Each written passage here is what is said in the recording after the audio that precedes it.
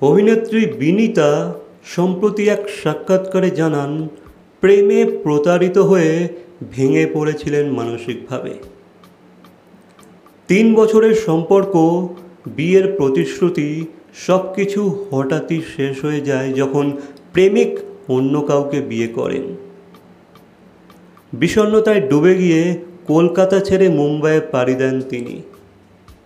সেখানে এক আন্তর্জাতিক সংবাদ মাধ্যমে চাকরি পান।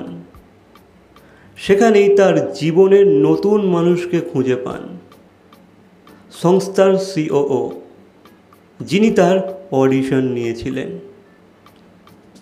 এখন সেই মানুষই তার জীবনের সঙ্গী। গত বছর কলকাতা চলচ্চিত্র উৎসবে জীবনের নতুন শুরুর আভাস দেন বিনীতা।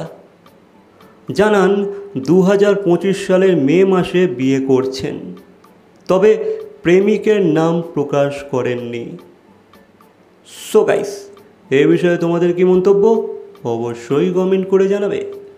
ভিডিওটা ভালো লাগলে লাইক, কমেন্ট, শেয়ার, সাবস্ক্রাইব। তো দেখা হচ্ছে পরবর্তী কোনো ভিডিওর সাথে। Till then, by.